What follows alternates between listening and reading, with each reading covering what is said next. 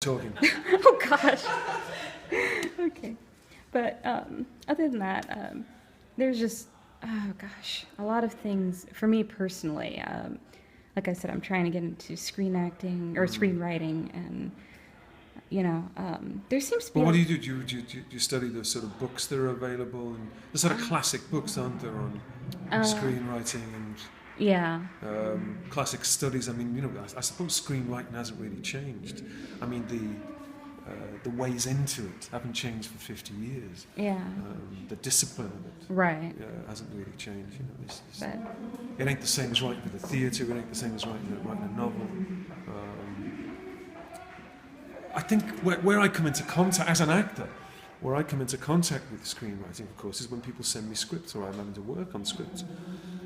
And I'm in that unusual position of, as a lot of performers are, we have to be able to discern a good script from a bad one. yeah. Because we've got to choose whether to be in them or not. But just because you can discern a good one from a bad one doesn't necessarily mean you can write one. Right. So, I know what I mean, but Right. about qualities of. I tell you what. Here's something. Have you ever seen With Nell and I? I don't think so. Try and get a copy of it and see it. Okay. Only because I know for a fact that what's more, you can buy the script to With Nell and I in book form. Okay. And I know now that it's used in universities in Britain as a model, as a screenwriting model. And I can see why. Because it follows almost exactly all the rules of best screenwriting. For example, you could take this script of With Nell and I, and if you block the left-hand margin with the characters' names on it, you would still know who was speaking. Right. Why is that? Because of, I suppose, what they, I don't know what they call it, but I would call it character delineation. Mm-hmm. So often I do pictures of TV things, particularly television, where idiomatically you could be forgiven that all the characters came from the same mother and father. Everybody speaks the same. It's the same attack in everybody's voice or vernacular. Whereas the best screenwriting, even if you don't know who's speaking, you know somebody different is. You know what I mean? I'm labouring the point now, but even that. But you'd be amazed. I get so many scripts I read and I think, that's not finished. Why have they sent that to me? Yeah. That's not even.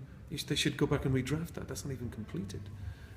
So what do you think would be a good script? Like, what do you think grabs your attention when you're reading something? Something where particularly, I know what actors, I only know from an acting point of view. Right. I can tell you what actors don't like. Mm-hmm. And they think that actors don't like most is exposition. Okay. Whereas if you and I were filming a scene now, and this is a film, and all we were doing was talking about a third person who wasn't in the room. Okay. And in order to fill in for the audience information about that person, that's a boring scene. Why have you and me do that? You see what I mean? That's exposition. Right. So, but you turn the TV on, you see it every day.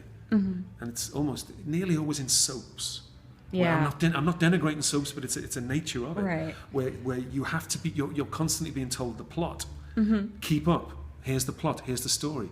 Right. Or and all questions are loaded. Why did you study? And it's all plot. Whereas the best screenwriting is where you allow character. Okay. Characters reveal their character. Mm-hmm. They don't reveal the plot. Right. You see what I mean? It's a difference. It's a Yeah. crucial difference. And the best cinema that you see, or the best TV even that you see, characters sound like characters. They don't, and you don't realise you're getting information because, and no two characters sound the same. Why should they? Mm-hmm. You see what I mean? Yeah. Whereas, like I say,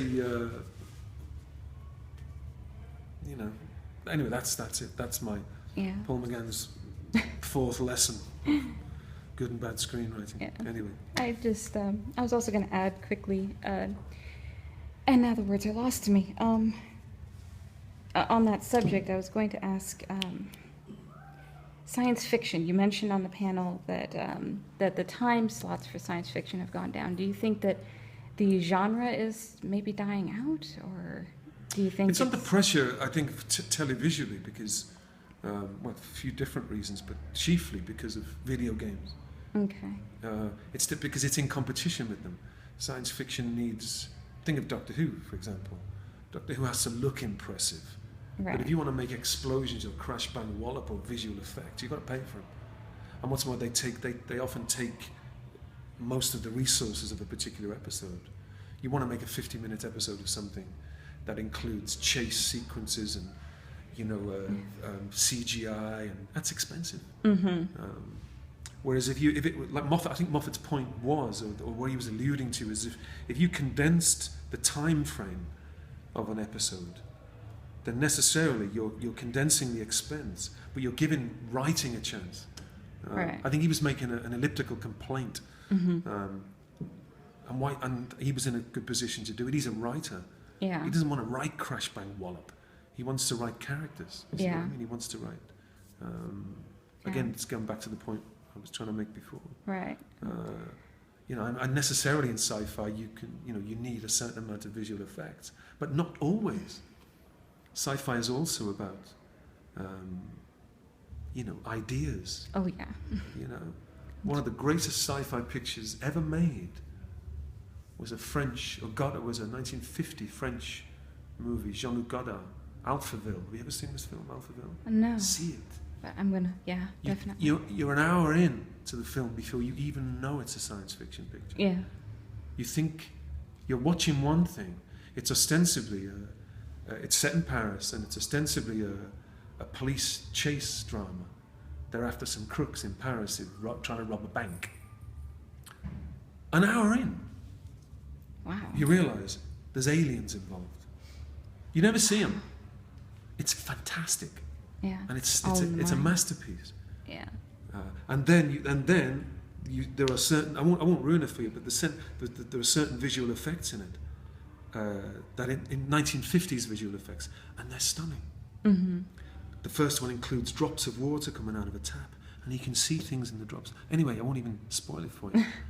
But there's no CGI, obviously, in it, Right. and suddenly you're thinking, oh my God, everything I've just been watching now it begins to make sense. For the last hour, things that they alluded, but that's also science fiction. Yeah. It's and in a way, the imagination, of course, is boundless. It's infinite. It's a little like when we make these audios where it can be allowed to flourish more. Yeah. You don't have to see it. Right. You don't have to, and so if you don't have to see it, you don't have to pay to make it. Right. Anyway, Right. now I'm labouring the point, but you get the point. Yeah. Alphaville. There's a recommendation. I Okay. better go. Yeah. Well,